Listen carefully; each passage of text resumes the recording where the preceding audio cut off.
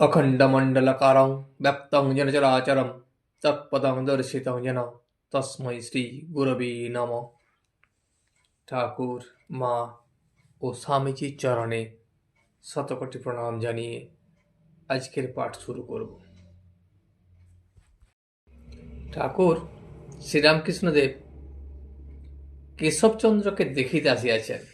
কেশবচন্দ্রের শরীর খারাপ এবং সেখানে অপেক্ষা করতে করতে কেশবচন্দ্র ঠাকুরের কাছে এসে হাজির হয়েছেন এবং দুইজনের অনেকক্ষণ ধরে ধর্ম আলোচনা চলিতে লাগিল।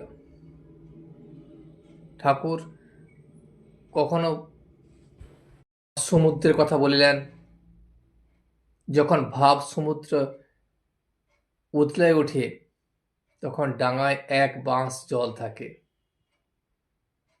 তখন আর এঁকে মেঁকে কোথাও যেতে হয় না, নৌকা নিয়ে এঁকে মেঁকে যেতে হয় না, তখন সোজা গেলেই হয়। এই কথা বললেন কেশবচন্দ্রকে।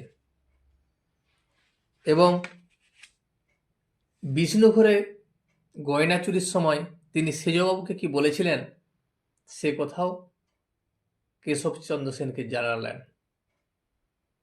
আরও বললেন, ভক্ত অনেক রকমের হয়, তমগুণী ভক্ত, রজগুণী ভক্ত, সত্যগুণী ভক্ত, আবার ত্রিগুণাতীত ভক্ত। ঠাকুর কেশবকে বলিলেন, তোমার অসুখ হয়েছে কেন, তার একটা মানে আছে। শরীরের ভিতর দিয়ে তোমার অনেক ভাব চলে গেছে, তাই ওই রকম হয়েছে।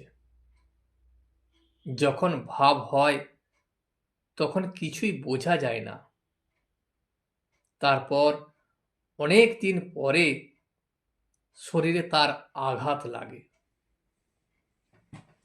আমি দেখেছি, যখন বড় জাহাজ গঙ্গা দিয়ে চলে যায় তখন প্রথমে কিছু টের পাওয়া যায় না, ওমা খানিকক্ষণ পরে দেখি কিনারার জল উপরে ধপাস ধপাস করছে আর তোলপাড় করে দিচ্ছে। হয়তোবা কিনারার খানিকটা ভেঙেই জলে পড়ে গেল। কুঁড়ে ঘরে হাতি প্রবেশ করলে সে ঘরটা তোলপাড় করে আর সমস্ত কিছু ভেঙে চুরে দেয়। ঠিক সেই ধরনের যখন ভাবহস্তি দেহঘরে প্রবেশ করে, শরীরের ভেতর তোলপাড় করতে থাকে। হয় কি জানো, আগুন লাগলে কতগুলো জিনিস পুড়িয়ে টুড়িয়ে ফেলে, আর একটা হৈ হৈ কাণ্ড আরম্ভ করে দেয়। সেই ধরনের জ্ঞানাগ্নি প্রথমে কাম, ক্রোধ এইসব ষড় রিপুদেরকে নাশ করে, তারপর অহং বুদ্ধি নাশ করে, তারপর একটা তোলপাড় আরম্ভ করে। তুমি কি মনে করছো সব ফুরিয়ে গেল, সব ঠিক হয়ে গেল? না, কিন্তু যতক্ষণ রোগের কিছু বাকি থাকে ততক্ষণ তিনি ছাড়বেন না। যদি তুমি হাসপাতালে নাম লেখাও আর চলে আসবার জো নাই, যতক্ষণ রোগের একটু ওষুধ থাকে ততক্ষণ ডাক্তার সাহেব আর তোমাকে চলে আসতে দেবে না। তুমি নাম লিখালে কেন?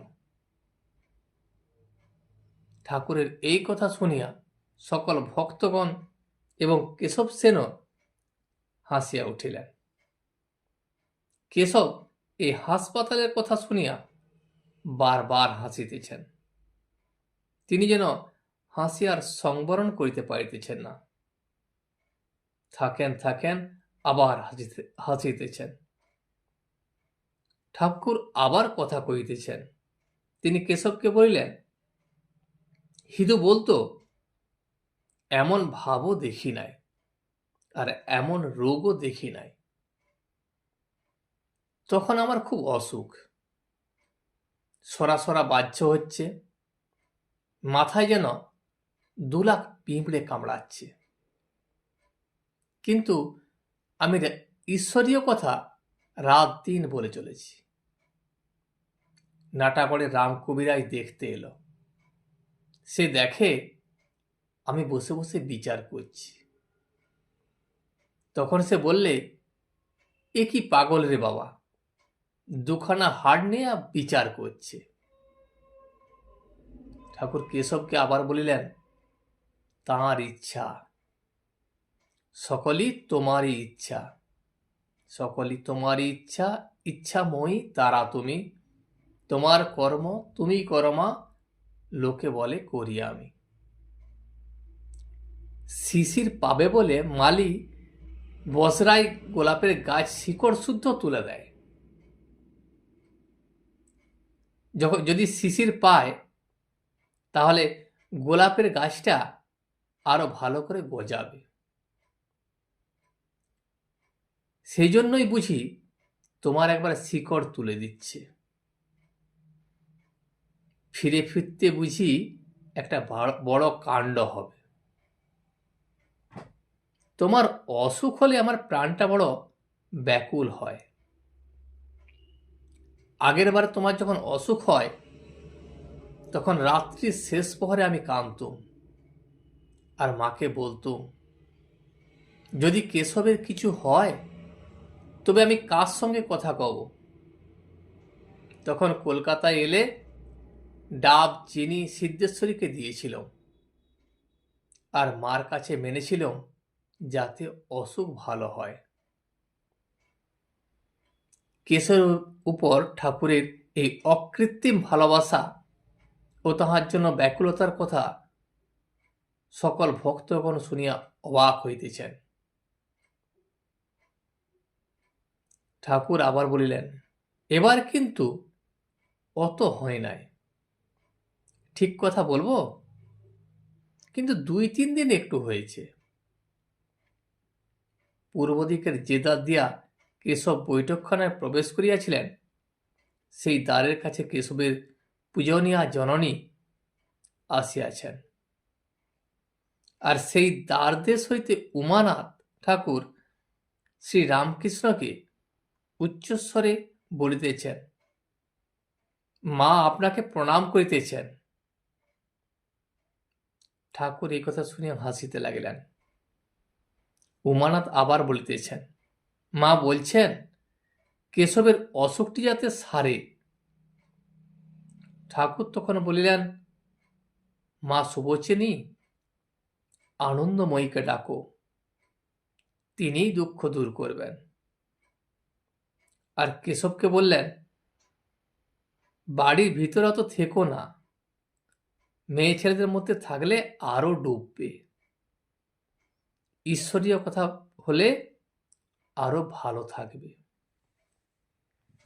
ঠাকুর গম্ভীরভাবে কথাগুলি বলিয়া আবার বালকের ন্যায় হাসিতেছেন।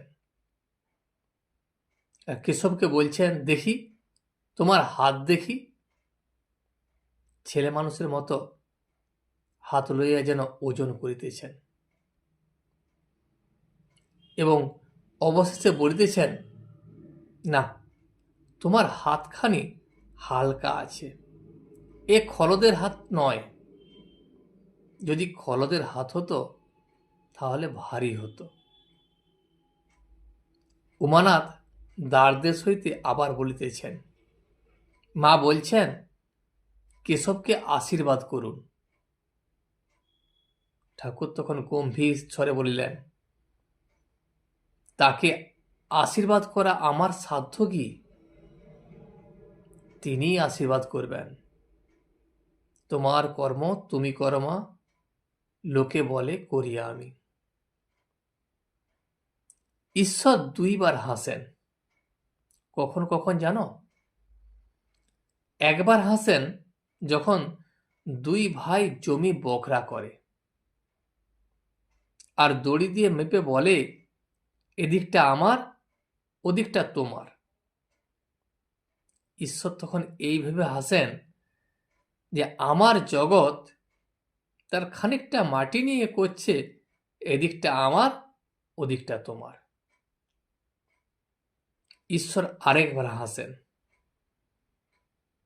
ছেলের যখন অসুখ সংকটাপন্ন, মা বসে বসে কাঁদছে, কিছু করার নেই, তখন বৈদ্য এসে বলছে, ভয় কি মা, আমি তো ভালো করে দেবো, আমি চলে এসেছি, তোমার কোনো চিন্তা নাই। বৈদ্য এটা জানে না, যদি ঈশ্বর মারেন তাহলে কার সাধ্য তাকে রক্ষা করে। সকলেই তখন নিস্তব্ধ। ঠিক এই সময় কেশব অনেকক্ষণ ধরিয়া কাশিতে লাগলেন। সে কাশি আর থামিতেছে না। সে কাশির শব্দ শুনিয়া সকলেরই মনে খুব কষ্ট হইতেছে। অনেকক্ষণ পরে, অনেক কষ্টের পর কাশি একটু বন্ধ হইল। কেশব যেন আর থাকিতে পারিতেছেন না। ঠাকুরকে ভূমিষ্ঠ হইয়া প্রণাম করিলেন। কেশব প্রণাম করিয়া অনেক কষ্টে দেয়াল ধরিয়া সেই দ্বার দিয়া নিজের কামরায় পুনরায় গমন করিলেন। ঠাকুর শ্রীরামকৃষ্ণ কিছু মিষ্টিমুখ করিয়া যাইবেন।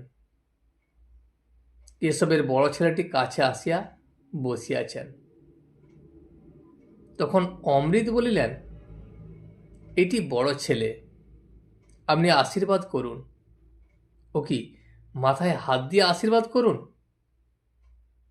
ঠাকুর শ্রীরামকৃষ্ণ তখন বলিলেন, আমার আশীর্বাদ করতে নাই। এই বলিয়া সহাস্যে ছেলেটির গায়ে হাত বুলাইতে লাগিলেন। অমৃত তখন হাসিতে লাগিলেন এবং হাসিয়া হাসিয়া বলিলেন, আচ্ছা, তবে গায়ে হাত বুলান। ঠাকুর অমৃত ও অন্যান্য ব্রাহ্ম ভক্তদের সঙ্গে কেশবের কথা কইতেছেন। ঠাকুর অমৃত ও অন্যান্য ভক্তদেরকে বললেন, অসুখ ভালো হোক, এসব কথা আমি বলতে পারি না, ও ক্ষমতা আমি মার কাছে চাইও না। আমি মাকে শুধু বলি, মা, আমাকে শুদ্ধা ভক্তি দাও। ইনি কি কম লোক গা, যার টাকা চায় তারাও মানে, আবার সাধুতেও মানে। একবার দয়ানন্দকে দেখেছিলাম, তখন সে বাগানে ছিল। কেশব সেন করে সে ঘর বাহির করছে, কখন কেশব আসবে। সেদিন বুঝিবা কেশবের সেখানে যাবার কথা ছিল। দয়ানন্দ বাংলা ভাষাকে বলতো গৌড়াঙ্গ ভাষা। ইনি বুঝি হোম আর দেবতা মানতেন না, তাই বলেছিল, ঈশ্বর এত জিনিস করেছেন আর দেবতা করতে পারেন না। ঠাকুর কেশবের শিষ্যদের কাছে কেশবের খুব সুখ্যাতি করিতেছেন। ঠাকুর বলিলেন, কেশব হীন বুদ্ধি নয়।